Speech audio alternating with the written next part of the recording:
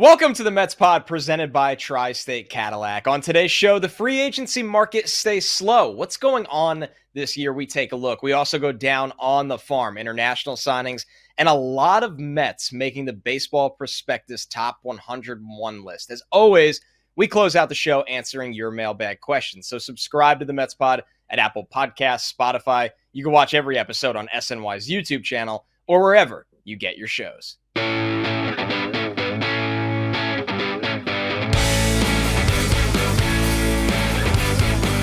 What's up, everybody? Welcome to the Mets Pod, presented by Tri-State Cadillac. Elevate your style in a Cadillac. Go from bold to bolder in an SUV, from inspiring to awe-inspiring in a sedan.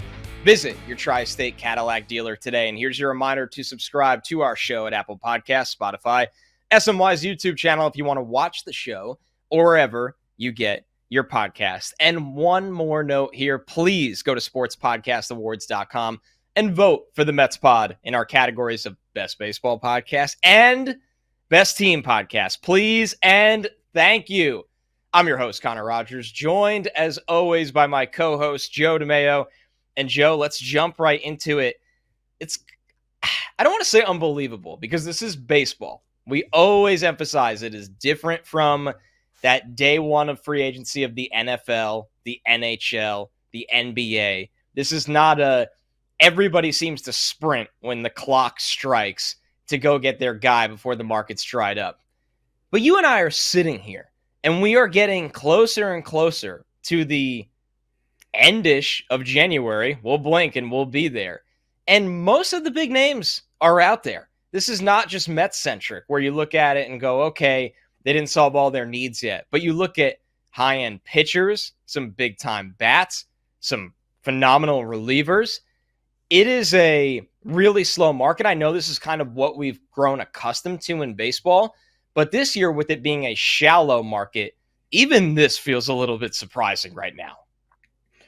This is an especially slow offseason. I think in general, baseball is a slower thing. And when you mention the other sports, one of the big reasons that a lot of that occurs is the existence of a salary cap. Right.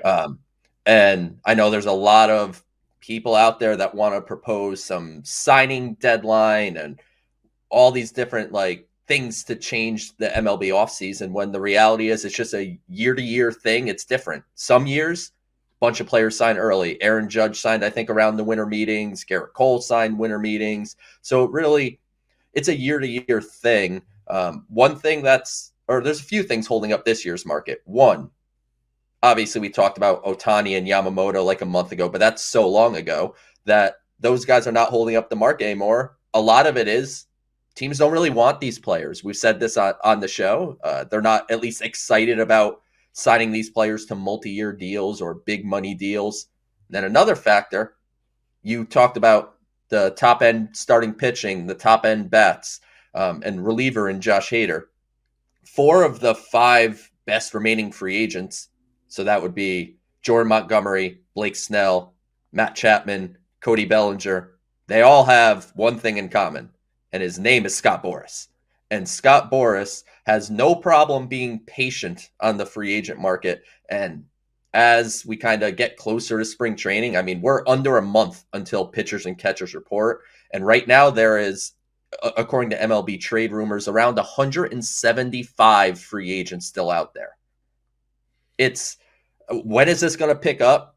I mean, obviously it has to at some point, but I also think we're going to see more in spring training signings than maybe we have in a few years.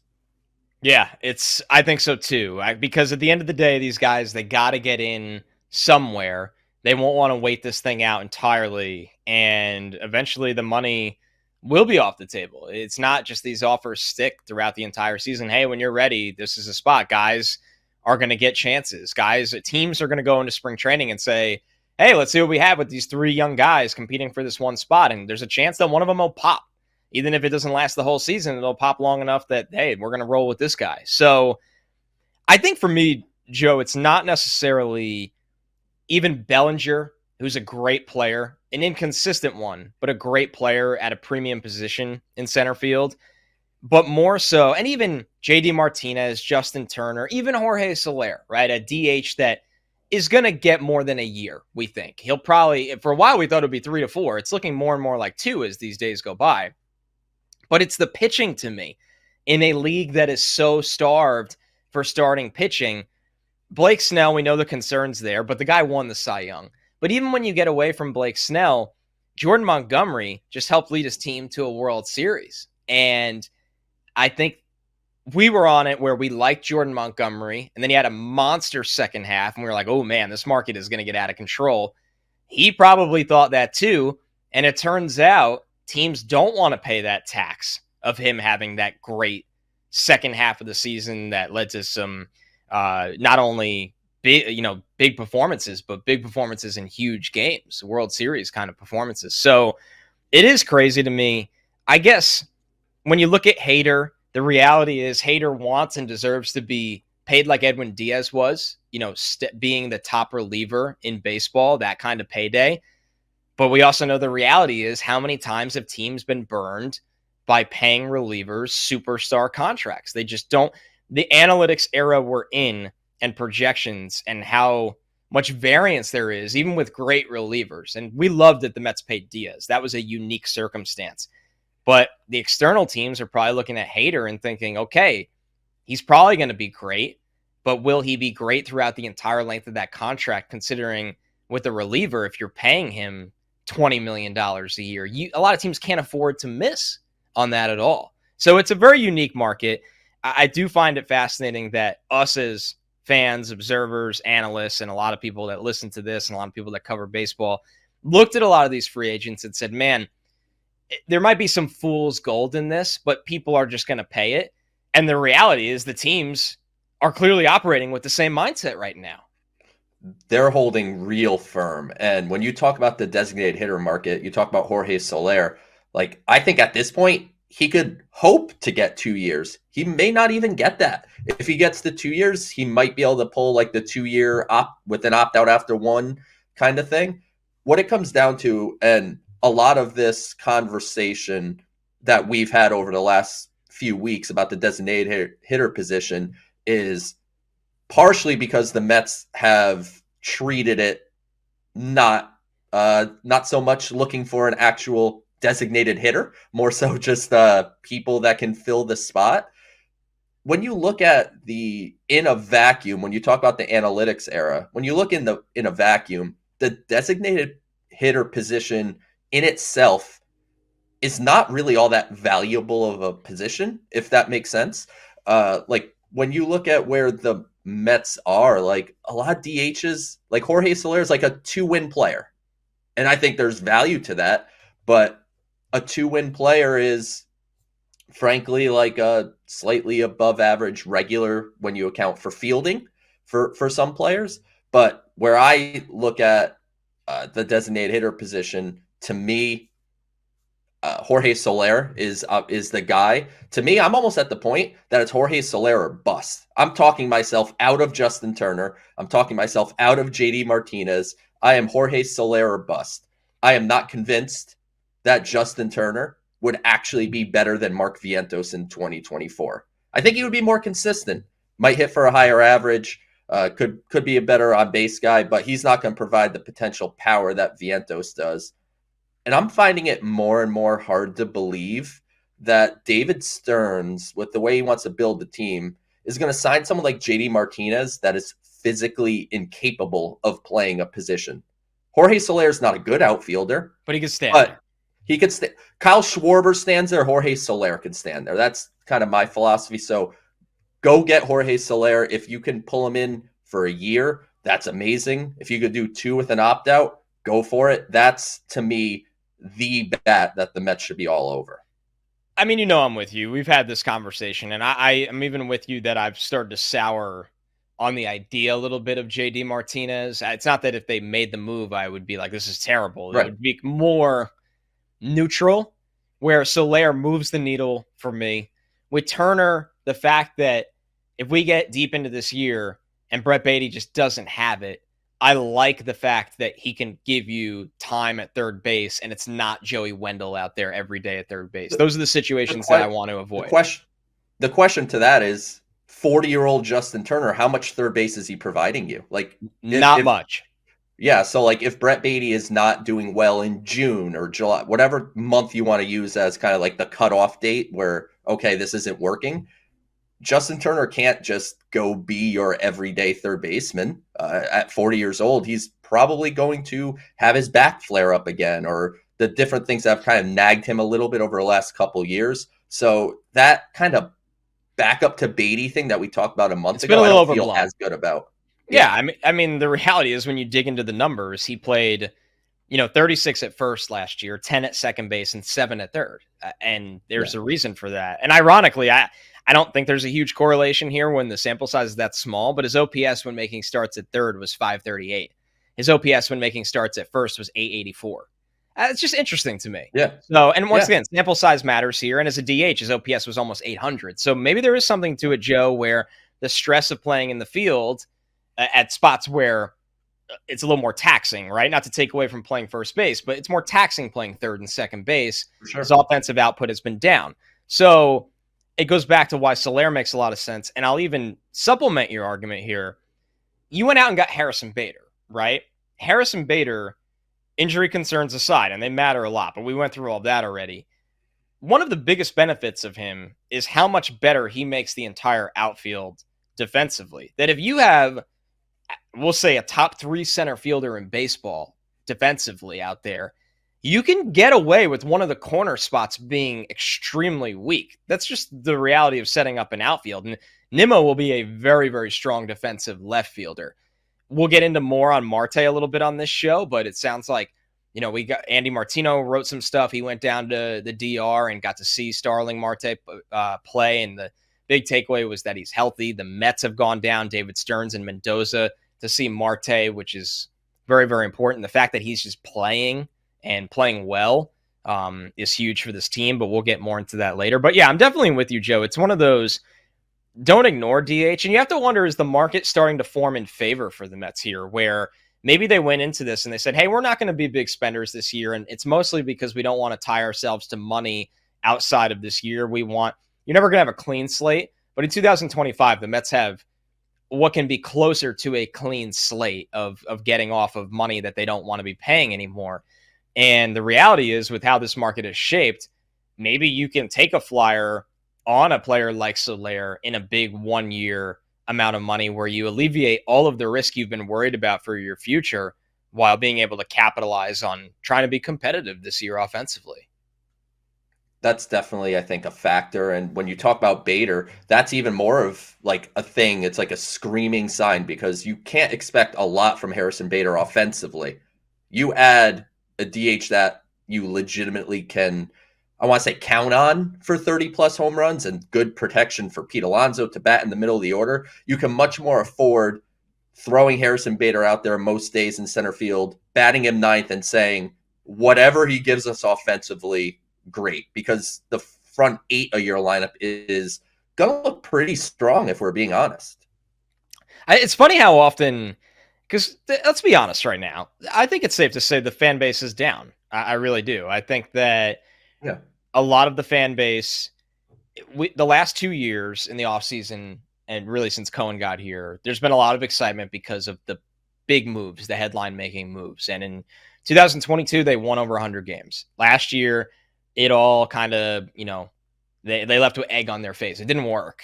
And this year, the expectations are different. It's just I think every Mets fan is sitting here going, how do we shape this roster to the point where this team contends for a wild card spot? And let's see what happens if they can get into the playoffs, where that has not been the expectations 2 previous years. And I think offensively, fans have questions because there are so many unknowns. Losing Mauricio was, I think if they didn't lose Mauricio, you can really talk yourself into not needing to go get another bat, because you sit there and you go, playing the odds, just one of Mauricio, Vientos, and Beatty is going to have a good offensive year. And that's assuming Alvarez already is having a good offensive year, a catcher. But one of those 3 will have a good offensive year. When you take Mauricio out of it, who, let's be honest, and I would like your thoughts, Joe, I thought was by far the most promising from the eye test out of all 3 of those guys. right? Oh yeah. So when you go through that, it's now you lose the guy that had the most promise in a small sample size. You're like, man, if it doesn't work for Vientos and Beatty this year, then there is a glaring hole in a lineup that's already sacrificing some offense by the moves they have made or didn't make in the outfield. That is genuinely a thing. The loss of Mauricio, we kind of glaze over it in a sense because it's kind of like, wow, that stinks. But to your point, Connor, he could have been a factor as a designated hitter. If you didn't like what his defense was looking like at third, or if you didn't want to shift McNeil and play him at second, if you weren't a fan of how he was in the field, he has the batted ball profile to suggest he could be a significant factor at DH. So big loss, obviously, with Mauricio. But when you look at Beatty, he needs to get plenty of opportunity to prove himself at third base. This is kind of his shot. And, we'll see over the coming weeks, does Mark Vientos get that same opportunity at the designated hitter spot that we've kind of asked for a couple years that the Mets haven't given us? And maybe now's the time that happens. Speaking of the offseason, Joe, this is kind of a good time to dive into. We've gotten to hear from David Stearns. He sat down with Andy Martino in the DR, and this one kind of goes in line with the conversation we've been having about the players available and the state of the Mets and activity being a little slower. This is directly from Stearns. There are going to be times when we're going to make big splashes. Steve Cohen has certainly proved that as an owner. He's very capable and willing to do that. And there will be times in the future where we're very capable and willing to do that. And to this point, this offseason, we've taken a slightly different route, but I think it's one that sets us up well. So there's a couple easy takeaways here right now. This is with a new top dog of the entire baseball operation. Partially, Stearns getting the time to evaluate this franchise and the players on this franchise, what they need, what they don't need, who's going to be somebody who maybe they're not as set on being a part of the long-term future. And that also, maybe they're not really interested in going out there and signing all these top dollar free agents to one that we've been honest. They have more risk than a lot of your typical high-end free agents. There's just no way around it. It's a weird free agent market. It's a little bit of a thin free agent market. And with that comes more risk. Number two, and I don't agree with this entirely for every situation, as we've brought up with Soler at DH. You and I are very pro Soler, but in some instances, you would be blocking the opportunity to evaluate, right? If you go out and get Cody Bellinger, I mean, in a sense, does Drew Gilbert have a real opportunity with this team in the short? We don't know, right? If you go out and you get Matt Chapman, are you just writing off Brett Beatty? Because Brett Beatty's the third baseman, okay? That's the bottom line. The DH situation with Vientos is a little different for me because, one, I still think Vientos will get playing time in some capacity. Two, we've said this before, unfortunately, the Mets themselves have kind of shown their hand at how little interest they've had in actually giving Vientos this consistent shot over the last 2 years. Maybe that's a Buck Showalter thing. I guess we'll find out, but that's where I stand on that. So, and then I think the last takeaway from this quote, Joe, before you jump in, the Mets are going to be extremely active next year. I mean, anybody that thinks Cohen, it blew up in his face spending all this money early and now he's out and they want to be, cheap and all these ridiculous things. The Mets are going to be going after superstar power next year that fits their model, aka Juan Soto, but it won't be limited to him. There will also be an absolute buffet of superstar pitching available as well. So what did you think of this quote?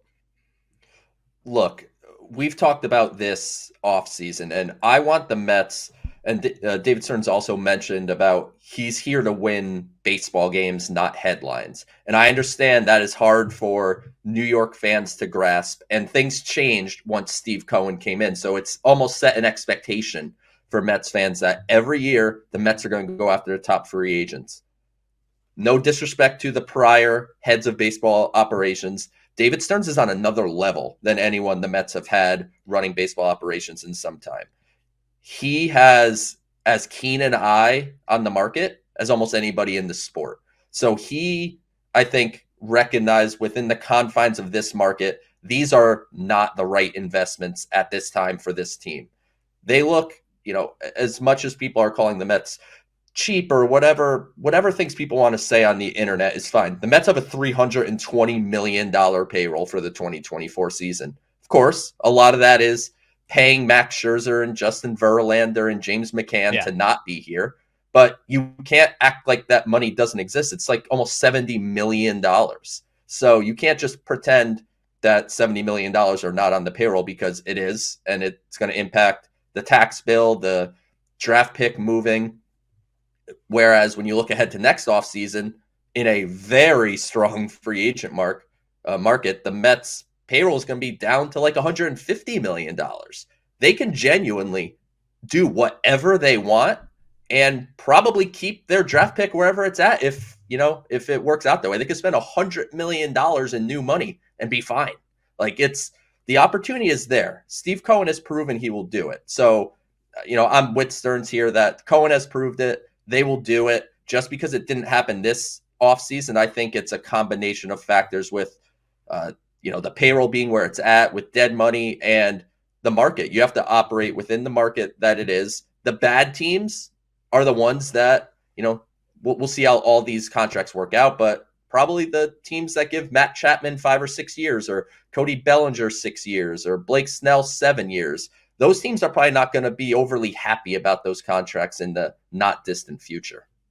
Everything is about timelines, and the Mets made a decision in July last year and August that they were going to change their timeline. They went from being at the end of a window, like holding on to the window with one hand, and completely going to the other side when they decided to pay down money with Verlander and Scherzer, as you said, Joe, and trade a ton of rentals, Robertson, Pham, which they got real returns for, real guys in the system. And they're going with a youth movement that will be supplemented by superstar power next year when it exists in free agency. And you could, for people that sit there and go, well, there was superstar power in free agency this year. Ohtani wasn't coming here. I don't know how, if you either accept that or you don't. And if you don't, I just don't think you're living in reality anymore. And with Yamamoto, they didn't get him. They tried. They didn't get him. And they're going to try really hard for top free agents next year. So with that, let's move over, because it's been a busy week more so in the down on the farm aspect, not just the prospects on the Baseball Prospectus Top 100, Baseball America's top. Baseball Prospectus is a top 101. Baseball America does the top 100. We will get to those in a second with guys that are actually with the Mets farm system right now and have played.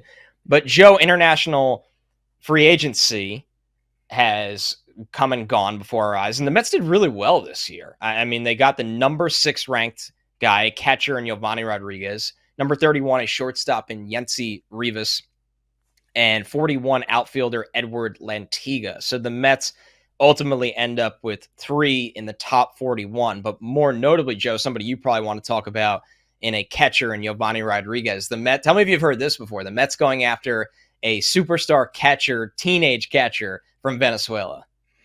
I mean, we have heard it before. Francisco Alvarez, of course. It's looking pretty good. Diverson Gutierrez, I believe, was last year. They signed him as a catcher from Venezuela. So the Mets have a thing for Venezuelan catchers. And look, when you look at international free agency, I think you're seeing a lot of stuff written about these kids, which is when we say kids, usually it's kind of, in reference to just being younger than us. But these are legitimate kids. They aren't 18 years old yet. So Yovanny Rodriguez, I think, recently turned 17. The Mets are giving him a $2.85 million signing bonus, which, for reference, is $185,000 more than they gave Alvarez when they signed him. So this is someone the Mets are very high on. From what I understand about him, it's a plus arm, which you don't often hear double plus as a tool, but throwing arm is very strong. In Will Salmon's article at The Athletic, where he highlighted some things, the pop times that they had at workouts with him were better than the likes of JT Realmuto at the major league level. So this is a advanced defensive catcher, certainly for his age. He shows some baseline traits on the offensive side of the ball, can hit, make decent contact, shows a little bit of raw power. But when you look at just the international signings as a whole, the the best way to describe it, it's like you go to a gas station or a convenience store and you buy like a $30 scratch off ticket instead of the $1 ones where you're like, I might win $1,000. You buy the $30 one where you can win $2 million. So that's like the closest equivalent. It's just you're grabbing these lottery tickets, and some of them will work out. Some of them, most of them won't. I mean, we talked about Simone Juan previously signed from a couple of years ago. He's only 18, so there's still time for him to turn it around, but he has a career OPS of like 600 so far. So he has not certainly worked out thus far. But yeah, Yovanny Rodriguez, big name, definitely one to watch. And I don't think we could get through talking about the international signings without mentioning Vladdy Miguel Guerrero, the other Vladdy Guerrero, son of Vladimir Guerrero Sr. and half brother, I believe, of Vlad Jr. From what I was told about him, big power, see where he plays defensively. And yeah, that's what we got in Vladdy Guerrero. Really good name, though. It's a great way to explain how international free agency goes, because the easy example that you were texting with me, it was a great point. I mean, Ronald Acuna signed with the Braves for $100,000. In terms of international signing money, that's a complete joke. And now the guy is arguably the best player in baseball, or one of the best players in baseball. On the flip side, to be fair, I remember when Ronnie Mauricio got a massive bonus with the Mets. And Mauricio has had a really good rise through the system. And there's going to be a day where he's back, recovered from the torn knee. And we think playing well. Francisco Alvarez was a big deal. Like that, there's a reason these guys are scouted and signed for a lot of money. It's far from they all hit, but the ones that do, there is actual scouting reason that goes into when I it. say scratch off ticket, that almost demeans but it's scouting. So there's a lot of misses in this. If they're listening, which I know some of the people in that department are, I was not putting down your scouting ability, but just kind of for a Wild West baseline discussion, it is a Wild West out there, and the range of outcomes are so much wider than even that of draft picks in the major league draft domestically. Just because you're signing 16-year-old kids, right? You don't know how they're going to physically, emotionally, mentally develop, because you're taking, a kid from Venezuela, Dominican Republic. They signed a player from the Bahamas, which probably is a really cool place to live. And you're Jazz Chisholm, the most notable from there. Yes. And you're dropping them in Florida, and they don't speak the language. They don't know the country. So it's a lot of development with these kids, but certainly the Mets signing 3 of the top 50 from MLB Pipeline's rankings. Only the Rangers and Blue Jays did the same thing. So the Mets are hoping they have a pretty impactful international class here, and we'll find out in like 4 or 5 years. And they're hoping that these guys all boost the farm system that is looking better by the day right now, Joe. Baseball Prospectus, on their top 101 list that came out, they have Jett Williams at number 23, Drew Gilbert at number 29, Ryan Clifford at number 76. Kind of funny, both guys that came back for the Verlander trade are in the top 76. Luis Angel Acuna, number 77, and in pitcher, Christian Scott at number 88. For a comparison, Baseball America's new top 100 list, not as kind to the Mets, but Jett Williams at 30, Ronnie Mauricio at 87, Drew Gilbert at 91. So I think we start with the Prospectus top 101, Joe, because it has 5 Mets on it. And I think what will be a welcome change of scenery is that an actual pitching human made the list as well. So these lists are subjective, obviously. Of course, Baseball Prospectus makes their own. Different. Baseball America makes their own. MLB Pipeline, I believe, is putting out theirs in the next 10 days or so. So they're working on that. So it's top 100 season, which is fun. When I look at these things, I like seeing more names on the list, like any other fan would. But when I evaluate the Mets system, I'm not scouting all the other teams' farm systems, so I don't know necessarily where all these prospects like compare to each other. So that's why these lists are useful to me. I evaluate within the prism of what they are and what the Mets are doing with them, and I could learn a lot from that. Seeing Christian Scott on this list, I don't think he's probably a top 100 prospect in baseball, if you had to ask me to be honest. But look, he's going to be atop my prospect list for pitchers within the system when I update it at some point here, in the next month or so. Whenever I update that list, Christian Scott is going to pass Blade Tidwell. He's going to be a top pitching prospect in the system. What I like about what Baseball Prospectus does is they use, pitch shape and pitch metrics as part of their evaluation of pitchers. And then, of course, batted ball data for hitters. It's not just scouting the stat line and talking to scouts about what they think. They're using data too. And Christian Scott, from a data perspective, is one of the more intriguing pitchers, around, certainly in the Mets system and throughout baseball. He has one of the most intriguing fastball shapes in the sport, probably. He's worked really hard on his slider and changeup. They're looking like, potential above average to average pitches. So he looks the part of a big league starter that needs to get some innings under his belt. He hasn't thrown many as a pro since the Mets drafted him out of Florida as a reliever. It's been a bit of a slow roll converting him to a starter, but it's very good to see a product of the Mets pitching development system under Eric Yeager's getting some national recognition with Christian Scott making this list. Without a doubt, a guy that is older by standards of a prospect that isn't, or he will be, but hasn't been in AAA. He will turn 25 in June. But the good news is, Joe, as he, rose through from Brooklyn to Binghamton last year, the results were the same. He was just as good in AA as he was in A ball. And ironically, his strikeouts went up in AA.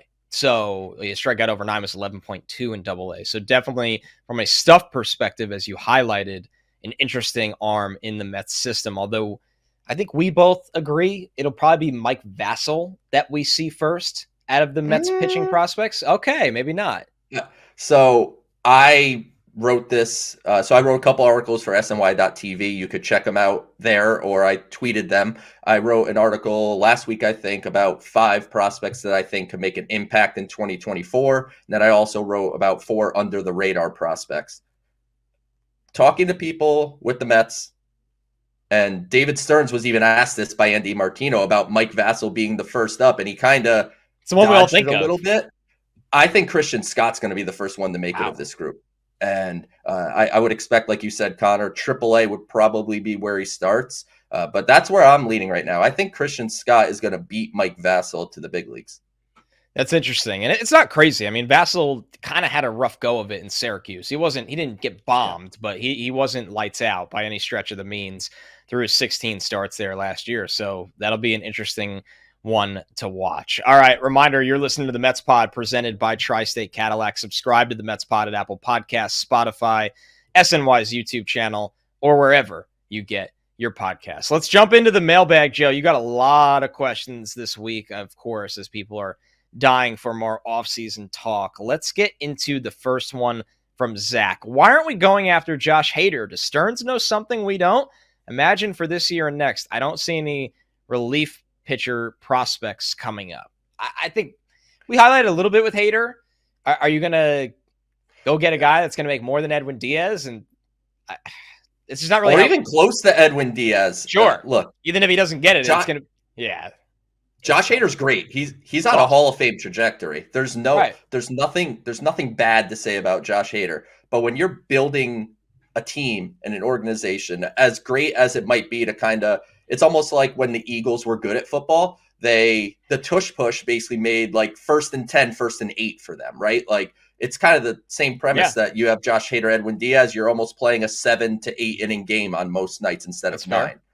With that said, is spending $200 million on 2 relievers like a sound investment? You talked about it earlier in the show, Connor, how there's teams worried about how a contract with Hader will age. How will he perform as he gets later into that contract? So while I understand the point and the question and wanting to be as good a team as possible, it just doesn't click to me to spend $200 million on relievers, because heck, I don't want to spend like $10 million on a reliever. So why would I want to spend another 100? Right. It's not common practice. It's just not. And with Hader, as much as for the most part, most of his career, he's been lights out. He did And have how would that. he handle a setup man too? Not to cut you off, but like how No, would no, he no. handle taking a back seat to Diaz? How would he handle going to New York? His environment adjustment to San Diego was a disaster in 2022. So there's no slam dunks in free agency. The risk, it gets cranked up a couple notches with relievers, and then with guys like this that are making that much money, the risk goes to about an 8. So I get it. He's a great player on a free agent market that does not have a lot of great players. That's why I understand Mets fans looking at him. But I think it goes back to something. I don't know, one, if that's how you build a team, and two, if it's the timeline the Mets are on. Because the Mets' problem right now is, Joe, getting to the 8th inning with a lead. They don't, in my opinion, they don't have enough starting pitching and offense where they're going to be consistently doing that. And I'm saying as like a division contender. So it just feels, it's like putting a very fancy roof on a house without a foundation. And that's where I kind of struggle with wanting Hader. This one from Clay Senator, of course. With the recent international draft, what's the breakdown of success for clubs between the international draft versus the domestic draft? I think Clay means the signing period, of course. Yeah. We don't have a international draft yet, but it is an interesting talking point as we've gone over, Joe. Where are clubs historically finding their best players? As a follow-up, who are the biggest international Mets bust in your time doing this? Fernando Martinez. That's always the one. Mart was supposed to basically be, I mean, like not Juan Soto, but I mean, he was supposed to be a big deal. He was supposed to be he was supposed to be basically a superstar, and it just didn't work out for Mart. As far as success rate, I think that would be something we'd probably really have to dive into. But I would say, kind of in a vacuum, international free agency probably has way more variance. Like, of the 20 players the Mets signed this period, I can't tell you for certain that, 5 of them will make AA ever. Yeah. So it's got some very high variance where draft picks in general, like whether they make the major leagues or make an impact is one thing. Most of them will find I shouldn't even say most, but a good percentage of them will find their way to make it to high A, AA, maybe AAA. And if they don't end up major leaguers, that's, part of how it works. I would say the best way to summarize is the miss rate is significantly higher on the international side because a lot of the kids that the Mets signed, very happy for them. And what the Mets are doing down at their Dominican Academy is tremendous. Graduating, I believe Andy Martinez said it was 164 players with high school diplomas and things like that. So they're valuing more than just baseball there, which is a great thing. But of these 20, a lot of them, you honestly just may never hear their name again. Right. Yeah, that's just the reality of it. It was interesting bringing up Mart. I mean, he was signed in 2005, Joe. His signing bonus then was $1.4 million. That for an international free agent in 2005, that's a big number. It's a big number. I mean, you talk about Yensi Rodriguez, who the Mets got for Tommy Pham at the deadline. He was the Diamondbacks' top international signing last year, and it was $1.25 million. Right. So and that's like 17 years, almost 20 years later. Right. That's how big of a deal he was. I remember him, he dealt with some injuries throughout his rise through the farm system. And then when he ultimately got to the big leagues, it just didn't work out like all of us had hoped and prayed. This one from an insane Mets fan. If Tyler Mahle got 2 years for $22 million coming off Tommy John surgery, what is Brandon Woodruff's market coming off of his injury? I'd be thrilled if the Mets got him under control through 2025. So, I mean, with Woodruff, whoever signs him is getting that control because the large thought is he's either not pitching this year or he's pitching, I mean, maybe September. Once again, he is signing a deal, Joe, where it probably gets him paid this year to rehab and then to pitch in 2025. But what do you think his market is? Because when we talk about this Mets timeline, and you were on this one months ago, I remember literally in November, you were like, talking about how Woodruff makes so much sense for the Mets. As he's still out there, I still stand by that with you, that Woodruff would be one of the most perfect signings they can make for this state of the team. Unless their evaluation of the shoulder, because that's the difference between him and Tyler Mahle Tyler had a Tommy John, which obviously has a significant, better chance of returning to kind of what you were. Whereas it's like an ACL these days. Yeah, exactly. Everybody just comes back from it. Yep. Shoulders, a little different. It's not quite the same success rate. So they really have to evaluate that. But if they believe he could return to be 90% of Brandon Woodruff or 85% of Brandon Woodruff, that's still, a pretty valuable pitcher. So I look, it's a 2-year deal. Like you were saying, Connor, you're going to pay him for this year for rehab and then to get some impact potentially in 2025. Maybe it's 2 years, 25 to 28. Like, I don't think this will get up to 30 million, especially kind of where the market's at, but that's a thing too. Why is he in a rush to sign? Why are teams in a rush to sign him? Like, at this point, he's probably not even throwing a baseball. So I think this is something that probably won't occur until we are in spring training and teams can have some 40-man roster flexibility where they can add him 60-day IL, someone. So like the Mets, for example, Ronnie Mauricio is taking up a spot on the 40-man roster until spring training starts. When spring training starts, they could put him on the 60-day IL because he's going to be out for essentially the season, if not the whole season. That opens up a 40-man spot where you could sign a player and not have to expose a different player to waivers. It's a lot of kind of like roster management that we could get into the weeds on. We shouldn't, but we could. All right, let's get to another one here that was really interesting to me because we have not talked much about this guy for the unfortunate reasons. Alan Pritchard asked, I know you're going to say that expectations will be at 0, but what can we hope for out of Matt Allan? With the pitching lab in Port St. Lucie and Driveline, he could give the Mets the one thing they don't have in prospects, a potential frontline starter. Thanks. Love the show, and I voted. Thank you, Alan. I mean, Matt Allan, Joe, the most forgotten prospect in recent Mets history, but unfortunately that's because the laundry list of significant arm injuries. Yeah, I mean, it was Tommy John surgery, it was nerve transposition surgery, it was Tommy John surgery again.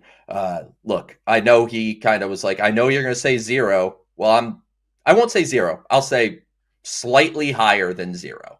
Like, at this point, if Matt Allan returns to play and pitch sometime in the second half this year, I think that would be kind of an optimistic thing for the Mets. I know he's throwing the baseball in St. Lucie, which is a good sign, but if there is any setbacks of any kind, like if he has just a little soreness and it has to drop him back a month and Matt Allan can't pitch until 2025, Matt Allan will go 6 years between throwing in a professional game. So as promising of a pitcher as he was, I just, at this point, I'm going to sit back. I'm going to let him rehab. And, I hope for his sake, because he's a hard worker, that he makes it back. But the odds are certainly stacked heavily against someone with the level of arm injury that he's endured so far as a professional. All right, our last question here. I kind of teased this topic earlier. This is from Dan B. How should we feel about Starling Marte's performance in the Winter League? Having him back at 2022 levels would be a huge boost. So I have 2 thoughts on this that kind of tiptoe around both Dan's points. One, this is huge. Marte playing healthy, looking good, ramping up now rather than trying to ramp up in spring training. Remember last year, Joe, he came back. He clearly was not right. He never had the right time to ramp up. It was just a total mess from the beginning. Is massive. I also am in no way expecting Marte to replicate a 2022 season where he played in 118 games. He had an 814 OPS. The rules were different, so he only stole 18 bases, but he hit 16 home runs. He hit 292. He was getting on base at 347 clip. He was kind of the catalyst of the Mets lineup for a lot of that year. But I'll say this, Joe, can the Mets get, because you're going to be really delicate with Marte, and that's why it's great to have outfield depth. It's not just Harrison Bader being added to the fold. You look at Tyrone Taylor, he's a really good glove defensively. Like if that's your 5th outfielder that could spell guys and be a great glove out there, great. DJ Stewart, hopefully he can keep hitting and get his reps out there as well. If you can get 115 games out of Marte and he hits 275 with an OPS right around 800, but with these rules, he stole 24 bases last year. If Marte could steal 25 bases, great. I mean, this would be, he's totally forgotten in the mix of this entire lineup right now. Because we're scared, And Joe. We're scared to buy back in. We're scared, but he is probably the biggest X factor, period, in this lineup. If he could return to 2022 form, or like you said, somewhere closer to 2022 form as an offensive player, that changes the dynamic kind of on its head. But talking about specifically within the confines of the Dominican Winter League, from a performance standpoint, like, I'm glad he's hitting and running around. He beat out like an infield, almost an infield hit error type of situation. He did a drag bunt and got down the line. So from a performance standpoint, in his legs, that's the most important thing. I don't really care what his numbers are. Ultimately, the Dominican Winter League is like, Andy Martino talked about this on Mets Hot Stove last night, and totally agree with him. It's probably like AAA to 4A type of talent largely down there. So you're not facing too many legitimate major leaguers. But what was most important is Andy reported this talking to Mets people, and also he spoke to Starling Marte while he was down there. Starling Marte looks like a healthy baseball player right now. And we couldn't say that last year. We can say that now. So by all accounts, it seems like he'll be able to report to spring training here in the next month and be in a position where he could be maybe not, full go as if he's 1,000% healthy, but much more of a normal participant in spring training. And that's likely only a good thing for the Mets, and very happy for Marte because he has this year and next year under control for $20 million. So they really want to get something out of Marte this year, certainly. The depth of the Mets lineup is so different with Starling Marte. There's just no way around it. The depth of the lineup, the speed that he brings for a team that, clearly can have a lot of speed on the base bats. When you look at the guys in the system, you look at what Lindor's been able to do, and the fact, Joe, that the Mets, who were so brutal against left-handed pitching last year, this is a guy in 2022 that had an OPS of 877 against lefties. That's a big catalyst as well when you're looking at how to improve on matchups, of course. This is the Mets Pod presented by Tri-State Cadillac. Elevate your style in a Cadillac. Go from bold to bolder in an SUV, from inspiring to awe-inspiring in a sedan. Visit your Tri-State Cadillac dealer today. And remember to subscribe to the show at Apple Podcasts, Spotify, SNY's YouTube channel, or wherever you get your podcasts. Please go to Sports Podcast Awards. We're up for Best Baseball Podcast, Best Team Podcast. Your votes are much appreciated. Thanks so much, everybody. We'll catch you next week.